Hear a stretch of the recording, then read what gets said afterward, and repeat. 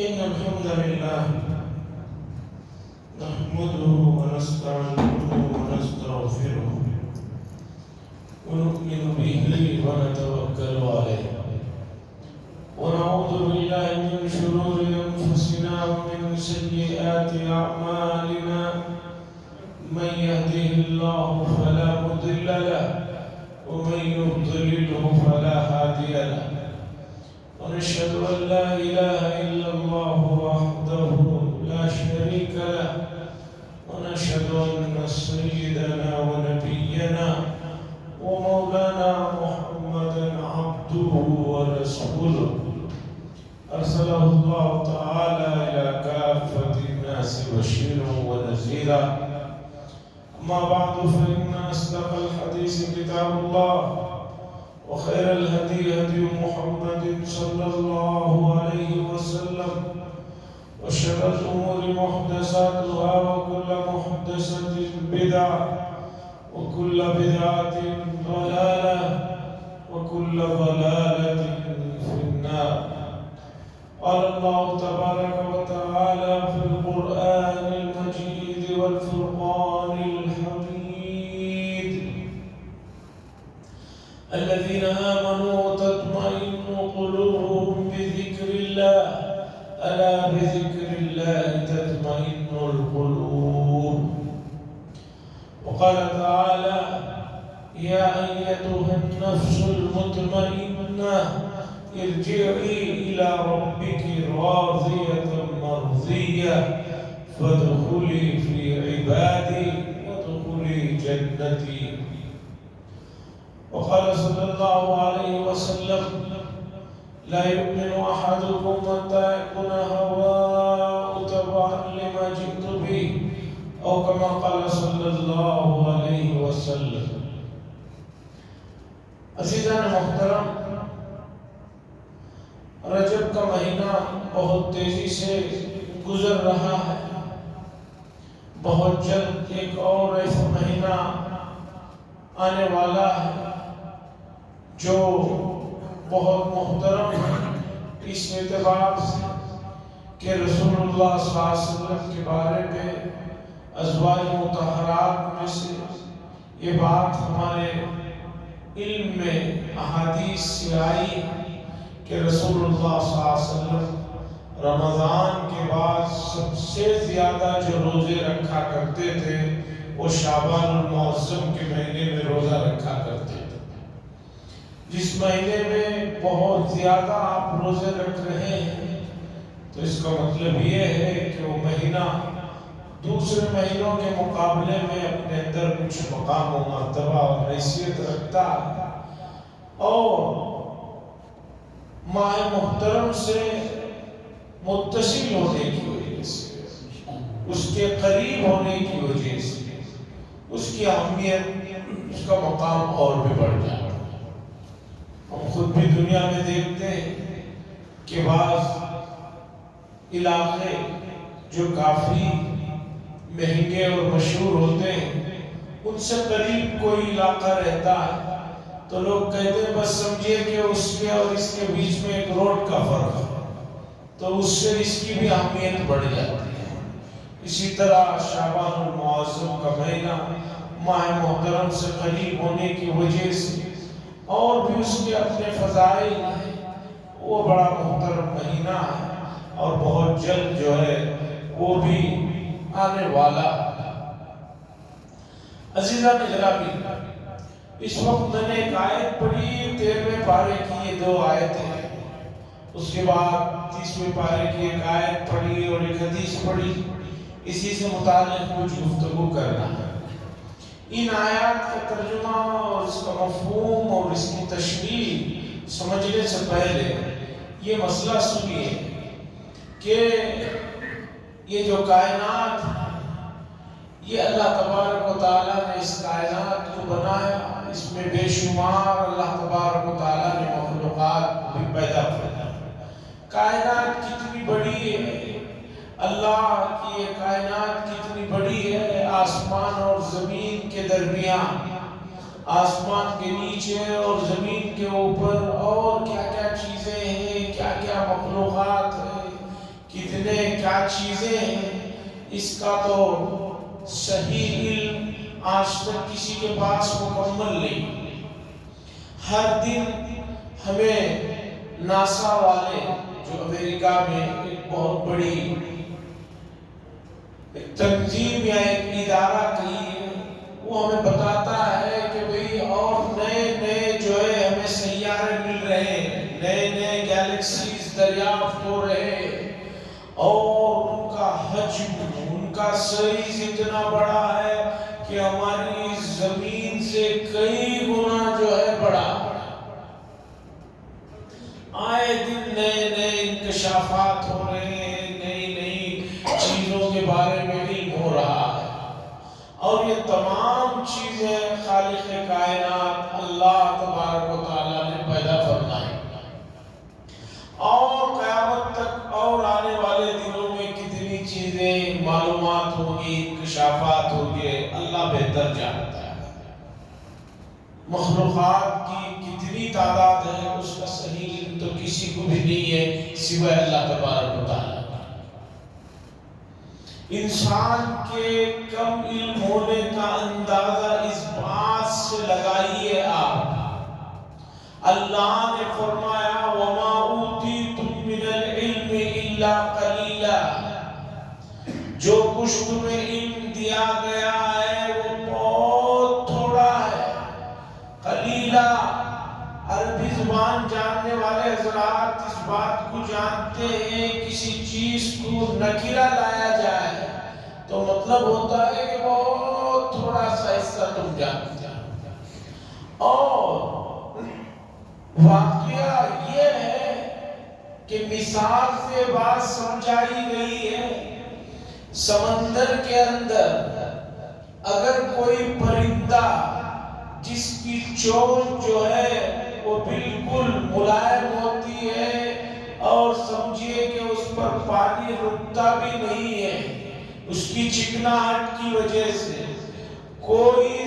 پرندہ سمندر میں اگر اپنی چونچ ڈبا کر اٹھائے تو سمندر کا کتنا پانی اس کی چونچ پر آ جائے گا، چونچ کے اندر، منہ کے اندر نہیں، چونچ کے اوپر کتنا پانی آ جائے، اس پانی کو باقی سمندر کے پانی سے کیا نسبت؟ سمجھیے کہ یہی عالم انسان کے علم کا ہے، اللہ تبارک و تعالیٰ کے علم کے مقابلے میں بہت تھوڑا ہے،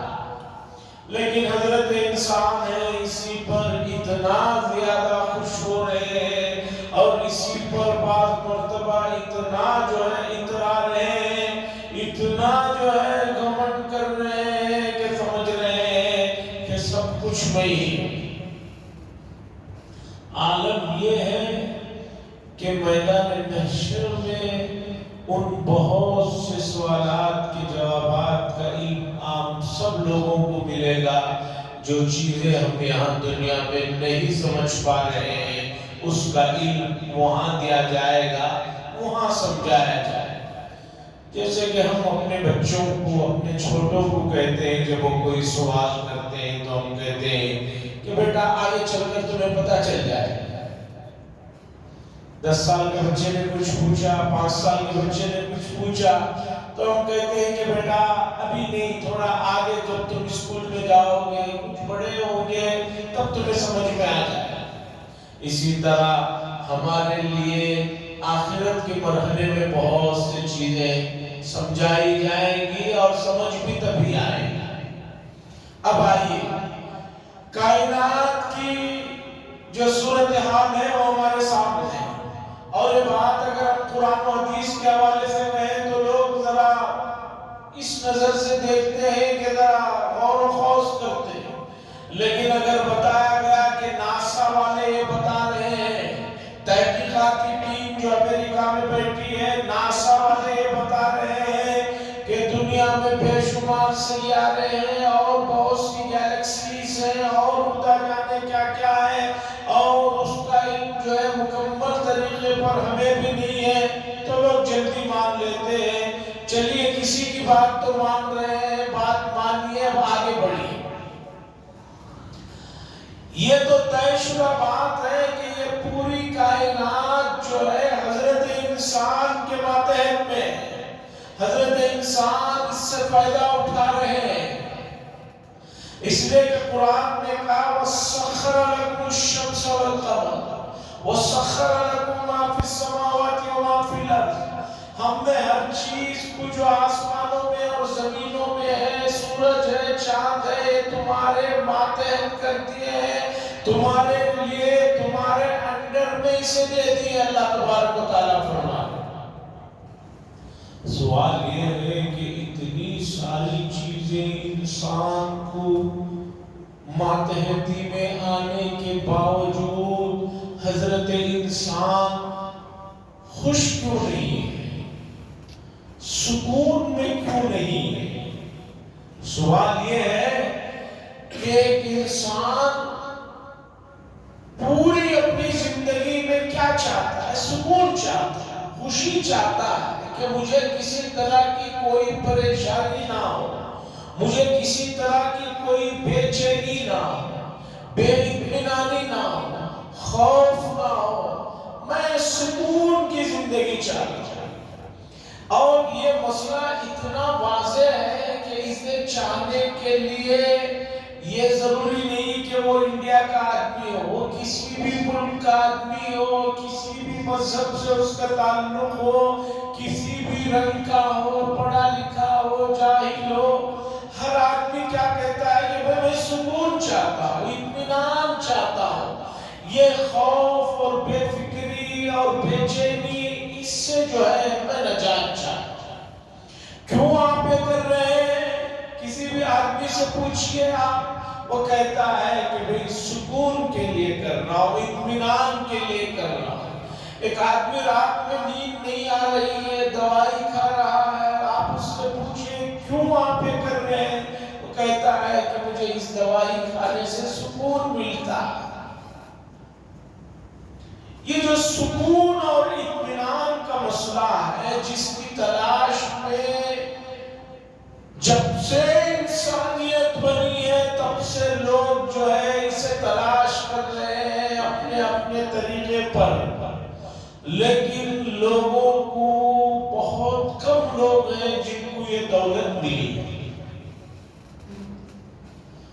ابراہیم ذوق صاحب کا شعر ہے، اب تو گھبرا کے کہیں کہ مر جائیں گے، اگر مر کے بھی چین نہ ملا تو کدھر جائیں گے؟ شاعر کہتا ہے اتنا میں پریشان ہو گیا ہوں کہ اب لگتا ہے کہ مرنے کے بعد ہی سکون ملے۔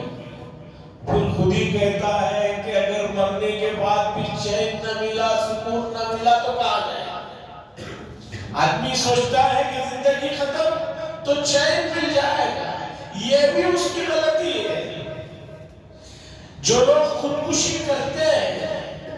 جو کہ بہت بڑا گناہ کبیرہ ہے، بہت بہت بڑا گناہ کبیرہ ہے، اس کی کوئی حد و انتہا نہیں، اللہ کی دی ہوئی قیمتی شے حیات کو، امانت کو اس آدمی نے اپنے ہاتھوں سے جو برباد کر رہا ہے خودکشی کی شکل میں، کہ بہت بڑا گناہ کبیرہ ہے۔ اور خودکشی کرنے والا یہ سمجھتا ہے کہ میں خودکشی کر لوں گا تو دنیا کی ان پریشانیوں سے، ان غموں سے، ان فکروں سے میں نجات پا لوں گا، حالانکہ مرنے کے بعد بھی اس آدمی کو وہ مسئلہ ختم نہیں ہوگا۔ شاعر کہتا ہے اب تو گھبرا کے کہتے ہیں مر جائیں گے،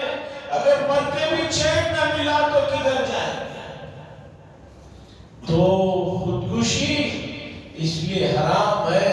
کہ اللہ کی ایک بڑی امانت کو وہ اپنے ہاتھوں سے برباد کر رہا ہے، جو کہ اس کا اختیار نہیں ہے۔ اس لیے حدیثوں میں آتا ہے کہ خودکشی کرنے والے کو جس حالت میں وہ خودکشی کیا ہے، اگر جل کر کیا ہے، آگ میں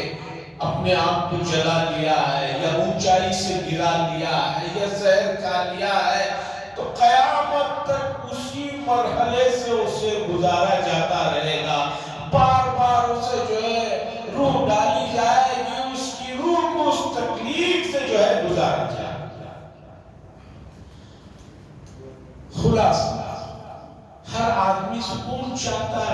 اطمینان چاہتا ہے، بے فکری کی زندگی چاہتا ہے، تو یہ سکون اور اطمینان کیسے حاصل ہو؟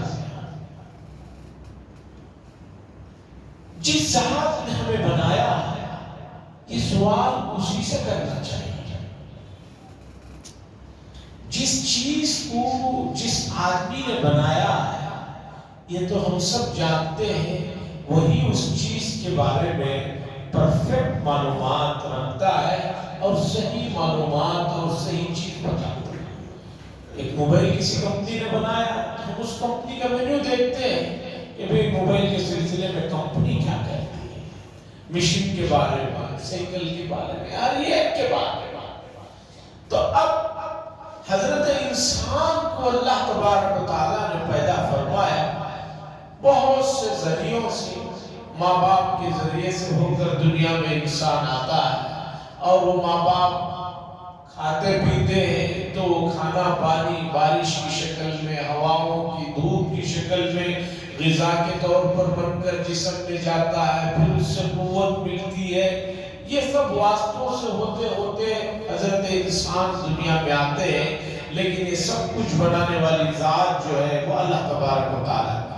اب اللہ تبارک و تعالیٰ سے پوچھنا چاہیے کہ اللہ مجھے اطمینان اور سکون کی دولت چاہیے، اور اطمینان اور سکون کی دولت کے لیے ہر آدمی دوڑ دھوپ کر رہا ہے۔ بعض لوگ پوری زندگیاں سکون حاصل کرنے کے لیے لگا دیتے ہیں، لیکن آخر میں پتہ چلتا ہے کہ زندگی جس سکون کی ہم تلاش میں تھے، ہم جو سوچ کر دوڑ رہے تھے، وہ چیز یہاں بھی نہیں ملی۔ حضرت انسان جن کی ابتدا حضرت آدم علیہ السلام سے ہوتی ہے، اور آج کل ایک موضوع پورے ملک میں چل پڑا ہے، گزشتہ ایک ہفتے سے کافی ٹی وی پر بحث و مباحثے ہو رہے ہیں، کافی ماحول گرما گیا ہے۔ ہوا یہ ہے کہ گزشتہ ہفتے دلی کے ایک بہت بڑے میدان میں جمعیت علماء ہند کی طرف سے تمام مذہبی لوگوں کو، جو الگ الگ مذہب کے لوگ ہیں، ان کو جمع کیا گیا۔ جمع کرنے کے بعد کچھ باتیں ہوئی،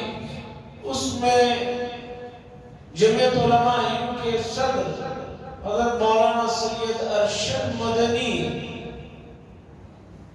دامت بالہ نے یہ بات کہی کہ اس ملک میں مسلمانوں کو جو کہا جاتا ہے کہ وہ اس ملک کے نہیں ہیں، ان کو گھر واپسی کرنی چاہیے وغیرہ۔ حضرت نے فرمایا کہ بھئی بات یہ ہے کہ سب سے پہلے انسان جو دنیا میں اتارے گئے، یعنی حضرت آدم علیہ السلام، اس کے بارے میں یہ بات مشہور ہے تاریخی طور پر۔ ابن کثیر رحمہ اللہ نے بھی بہت سی روایتیں ذکر فرمائی ہیں کہ وہ اسی ملک میں اتارے گئے۔ اب جب وہ اس ملک میں اتارے گئے تو ہم ان کی اولاد ہیں۔ جب ہم ان کی اولاد ہیں تو یہ کہاں کی عقل کی بات ہے کہ ہم باہر والے ہیں؟ ہم تو یہی والے ہیں۔ ہمارے والد جب یہاں کے ہیں تو ہم کہاں کے ہوئے؟ ہم آج سے نہیں، 10-20 سال سے نہیں، ہزاروں سال پہلے حضرت انسان جو دنیا میں پہلے اترے، ان کی اولاد ہم ہیں، تو ہم یہی کے رہنے والے ہیں۔ اب رہی بات کہ حضرت آدم علیہ السلام جو پہلے انسان ہیں، ان کا مذہب کیا تھا؟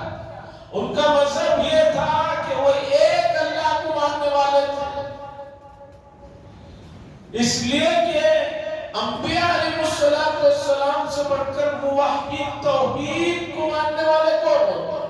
تو وہ ایک اللہ کو ماننے والے تھے۔ جب وہ ایک اللہ کو ماننے والے تھے تو ہم بھی ایک اللہ کو مان رہے ہیں، تو اس میں ایک نئی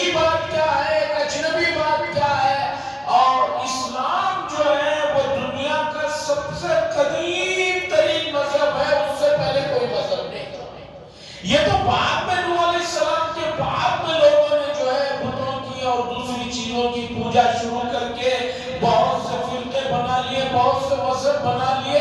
ورنہ اصل آدم علیہ السلام کا مذہب کیا تھا؟ وہ ایک اللہ کو ماننے والے تھے اور مسلمان تھے، تو قدیم مذہب پوری دنیا کا جو ہے وہ اسلام۔ اب کوئی کہے کہ قدیم مذہب ایمان ہے، اسلام ہے، تو اسلام کی تاریخ 1500 سال سے کیوں بتائی جاتی ہے رسول اللہ صلی اللہ علیہ وسلم کے آنے کے بعد؟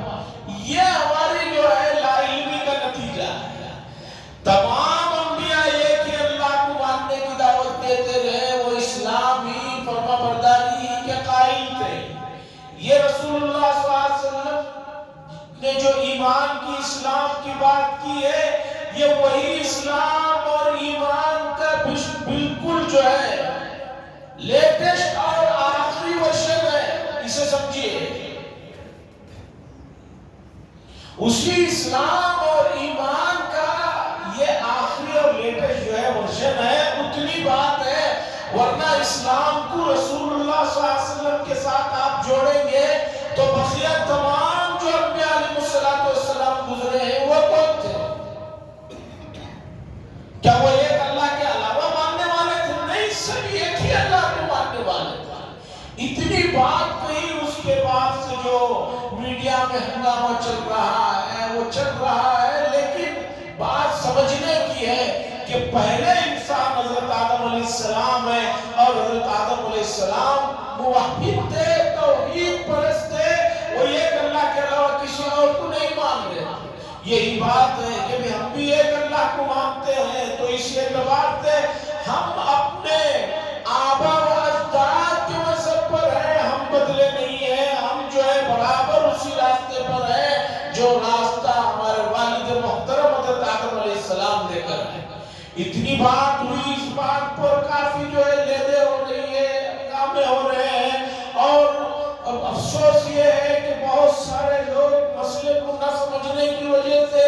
وہ بھی بہت ساری باتیں کر رہے ہیں، لیکن یاد رکھیے عقلی طور پر بھی دنیا کا مذہب جو ہے وہ اسلام ہی ہے، اس لیے کہ توحید جو ہے وہ ایک اللہ کو ماننے کا جو مسئلہ ہے وہی سب سے صحیح مسئلہ ہے دلائل کے اعتبار سے۔ اب دلائل سمجھنے سمجھانے کے لیے اس طرح کی بیٹھکیں یا اس طرح کا ماحول جس میں آدھا گھنٹہ 20 منٹ 25 منٹ ہو نہیں حل ہو سکتا، اس کے لیے تھوڑا وقت نکالنا پڑتا ہے، تھوڑا بیک اپ میں علم ہونا پڑتا ہے، پھر جا کر جو ہے آپ کو جو ہے مسئلہ سمجھ میں ہے۔ خیر، میں درمیان میں اس طرف آ گیا، اصل بات کی طرف آتا ہوں کہ ہر آدمی اطمینان، سکون اور بے چینی نہ ہو ایسی زندگی تلاش کرتا ہے، اور اس سلسلے میں ہمارے پاس جو تاریخ کے اوراق میں جو کچھ ہے اسے دیکھنے سے پتہ چلتا ہے کہ لوگوں نے اطمینان اور سکون کو تلاش کرنے کے لیے بہت سے غیر فطری راستوں کو اختیار کیا جس میں وہ کامیاب ہوئے۔ قاری طیب صاحب قدس سرہ فرماتے ہیں بھوٹان یا کسی ملک میں میرا سفر ہوا تو مجھے وہاں بتایا گیا کہ ایک آدمی اپنے آپ کو سکون پانے کے لیے ایک عجیب راستہ اختیار کیا۔ قاری طیب صاحب نے پوچھا کیا ہے، تو لے جا کر دکھایا گیا کہ ایک آدمی بہت بڑا گڈھا بنا ہوا ہے اور یہاں تک کندھے تک جو ہے جس میں پانی ہے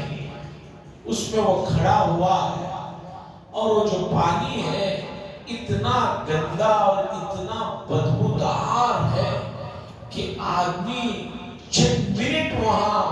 کھڑا ہونا اس کے لیے 2 بار ہو جاتا ہے۔ اس سے پوچھا گیا کہ بھئی یہ کیوں اپنے آپ کو اس طرح کی تکلیف میں تم نے رکھا ہے؟ تو اس آدمی نے بتایا کہ میں سکون کی تلاش میں نکلا ہوں، اور سکون اس میں ہے کہ میں اپنے نفس کی مخالفت کروں، میرا نفس جو کہے، میرا دل جو کہے اس کے خلاف کرنے میں مجھے سکون ملتا ہے، اس لیے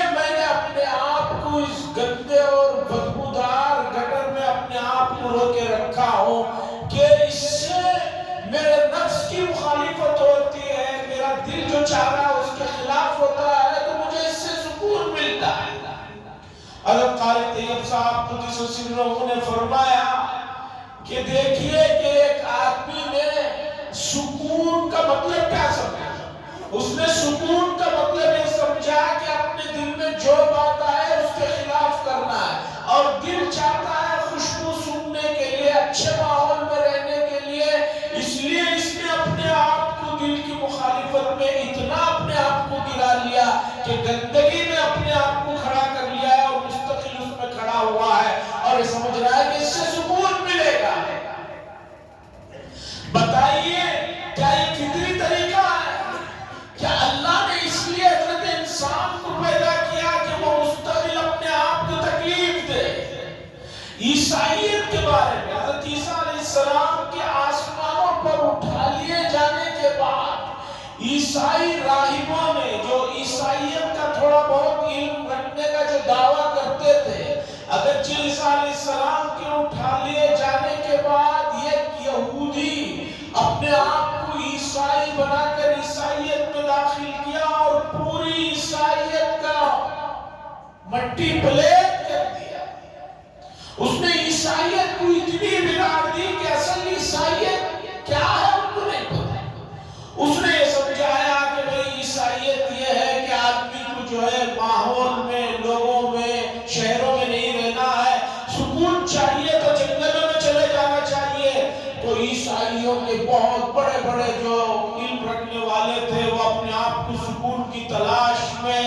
جنگلوں میں، بیابانوں میں، پہاڑوں میں، سمندروں کے پاس اپنے آپ کو لے جا کر ڈال لیا کہ بھی ہمیں دنیا سے کوئی مطلب نہیں، نہ ہمیں بیوی بچے چاہیے، نہ کوئی اور چاہیے، نہ ہمیں کھانے پینا کمانا، ہمیں کچھ نہیں چاہیے، ہم جنگلوں میں گزار دیتے ہیں۔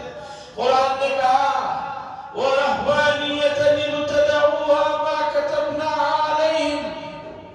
اور رہبانیت اپنے آپ کو ماحول سے، معاشرے سے، شہروں سے، خاندان سے، لوگوں سے اپنے آپ کو ہٹا کر جنگلوں میں زندگی گزارنے کو یہ سمجھنا کہ اس سے اللہ خوش ہوتے ہیں، اس سے سکون ملتا ہے، یہ چیز ہم نے کبھی کسی پر نازل نہیں فرمائی۔ یہ ان کو جو ہے دھوکہ ہوا ہے، اور یہ بہت بڑا دھوکہ ہے۔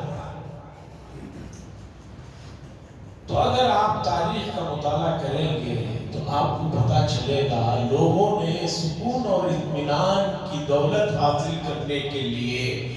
بڑے بڑے مجاہدے کیے، بڑی بڑی کوششیں کی، لیکن آخر میں ان سب لوگوں نے اس بات کا اعتراف کیا کہ زندگی ختم ہو رہی ہے، لیکن ہم جس چیز کی تلاش کے لیے نکلے تھے وہ نہیں ملی۔ اب آپ بتائیے کہ جس چیز کی تلاش میں ایک آدمی نے پوری عمر گزار دی، اسے وہ دولت نہیں ملی تو اس کی پوری زندگی تو بیکار ہو گئی۔ ہم کہتے ہیں یہ پرانے زمانے کے لوگ تھے، کم عقل تھے، بیوقوف تھے، علم نہیں تھا، معلومات نہیں تھی، اس لیے اس طرح کی غلطیاں کی۔ نہیں، آج کے زمانے میں بھی لوگ سکون اور اطمینان کی تلاش میں مسلسل غلطیاں کر رہے ہیں۔ جو چیز جہاں ملنے کی ہے اسے وہاں تلاش ہی نہیں کر رہے۔ اگر کوئی آدمی پوری دنیا کی تاریخ پڑھے گا اور سب سے معتبر اور صحیح تاریخ جو ہے وہ ہے حضرات انبیاء علیہ السلام کی تاریخ ہے، جسے قرآن و حدیث نے بیان کیا، اور اللہ جزائے خیر دے علامہ ابن کثیر رحمہ اللہ کو، انہوں نے ایک تاریخ لکھی البدایہ والنہایہ کے نام سے، جس میں انہوں نے حضرت آدم علیہ السلام سے لے کر 7ویں صدی ہجری تک کے حالات کو قرآن و حدیث اور مضبوط جو ہے دلائل سے اور قرائن سے جمع فرما۔ ہم جب اس تاریخ کا مطالعہ کرتے ہیں تو پتہ چلتا ہے کہ موجودہ زمانے میں لوگوں کے پاس جو طاقت اور قوت ہے یا مال و دولت کی جو انبار ہے، لوگ سمجھتے ہیں پہلے اس طرح کی چیزیں نہیں تھی۔ ایسا نہیں ہے، عمریں بھی بہت لمبی تھی پہلے کے زمانے کے لوگوں کی، طاقتور بھی بہت تھے، مضبوط بھی بہت تھے، اور سب کچھ ان کے پاس تھا، پھر بھی وہ ناکام رہے، اور جو ہے انہوں نے اپنی زندگیوں کو جو ہے آخر میں بہت برے انجام میں پایا۔ کیوں؟ انہوں نے سمجھا کہ سکون اس میں ہے کہ میری زیادہ سے زیادہ جو ہے مجھے لوگ چاہنے والے ہیں، یا میرا دل جو کہے اس پر میں عمل کروں، اس سے سکون ملتا ہے۔ عزیزان گرامی، ایسا نہیں ہے، ورنہ دنیا میں جتنے لوگوں نے خودکشیاں کی ہیں اس میں سب سے زیادہ خودکشیاں کرنے والوں کی تعداد اعلیٰ تعلیم یافتہ لوگوں کی اور بڑے بڑے مالدار لوگوں کی ہے۔ آپ صرف ہمارے اس بنگلور شہر کے حالات کو جانیے، خودکشیوں کی تعداد جتنی بنگلور کی دوسرے شہروں کے مقابلے میں ہے وہ زیادہ ہے، اور خودکشیاں کرنے والے کوئی جاہل نہیں ہے، اعلیٰ تعلیم یافتہ لوگ ہیں جن کے پاس بڑے بڑے گاڑیاں، بنگلے، تمام عیش و آرام کے سامان ہیں، اس کے باوجود خودکشیاں کر رہے ہیں۔ کیوں خودکشی کر رہے ہیں؟ سکون کی تلاش میں کر رہے ہیں۔ یہ اس سے بڑی غلطی ہے کہ سکون کو انہوں نے جو ہے خودکشی میں تلاش کیا۔ سکون اور اطمینان کی دولت آپ کو چاہیے تو آپ دنیا کے سب سے کامیاب ترین انسانوں کی زندگی کو پڑھیے، اور دنیا میں سب سے کامیاب ترین جو انسان ہے وہ حضرات انبیاء علیہ السلام ہے، اس لیے کہ ان حضرات کے پاس ظاہری اعتبار سے اگرچہ مال و دولت کی وہ فراوانی نہیں تھی، ایک دو پیغمبروں کے علاوہ، حضرت سلیمان علیہ السلام اور حضرت داؤد علیہ السلام کے علاوہ، لیکن ان کی زندگیوں میں جو سکون تھا، جو اطمینان تھا، وہ اطمینان اور سکون کسی اور کی زندگیوں میں آپ کو نہیں ملے۔ اب اگر آپ کو سکون اور اطمینان چاہیے تو آپ کا اور میرا فریضہ ہے کہ ہم حضرات انبیاء علیہ السلام کی زندگیوں کو پڑھیں، اور حضرات انبیاء علیہ السلام کی زندگیوں کا سب سے بہترین مرجع اور سب سے بہترین ماوا جو ہے وہ قرآن مجید ہے، اور اس کے بعد احادیث نبویہ صلی اللہ علیہ وسلم۔ اب اگر ہم نے قرآن و حدیث کو اس نظریے سے پڑھا اور تلاش کیا کہ دنیا کے سب سے کامیاب ترین انسان کون ہے، تو ہمارے سامنے فہرست آتی ہے حضرات انبیاء علیہ السلام۔ اب ہماری ذمہ داری ہے کہ ہم نے سکون اور اطمینان کی تلاش کے لیے اب تک جو وقت برباد کیا ہے، اب تک جو اپنی محنتوں کو ضائع کیے ہیں، اسے چھوڑ کر صحیح سمت میں آ جائیں۔ اور صحیح سمت میں آنے کے لیے سب سے پہلے انسان حضرت آدم علیہ السلام ہے، جو کہ پیغمبر بھی ہے اور ہم سب کے والد محترم بھی ہیں، انہی سے نسل چلی ہے انسانوں کی۔ ان کی زندگی کا مطالعہ کریں گے، بہت لمبی عمر انہوں نے پائی ہے، 1000 سال کی عمر حضرت آدم علیہ السلام کو ملی ہے۔ اب پورے 1000 سال کا تجزیہ، پورے 1000 سال کی جو ہے تاریخ تو آپ کے سامنے نہ رکھی جا سکتی ہے نہ موقع ہے، تو اب بنتا ہے کہ حضرت آدم علیہ السلام کو سکون کیسے ملا؟ اس لیے کہ ان سے ایک بھول ہونے کے بعد ان کو بے چینی نے پکڑ لیا تھا۔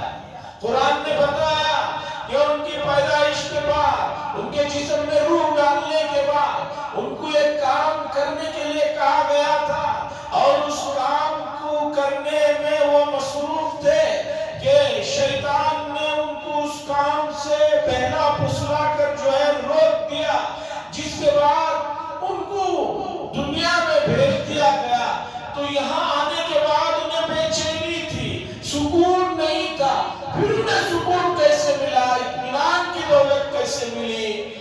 اس چیز کو سمجھنا ہے۔ اور اس کے بعد اور ان کامیاب ترین انبیاء علیہ السلام کی زندگیوں کو دیکھنا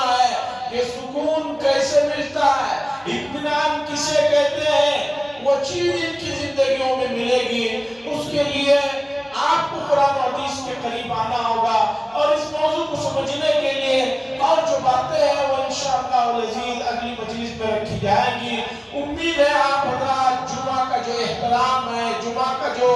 मकाम है और उसकी जो मंजिलत है, कुरान ने फरमाया इज़ा नूदिया लिस्सलाति मिन यौमिल जुमअति फसअू इला ज़िक्रिल्लाह व ज़रुल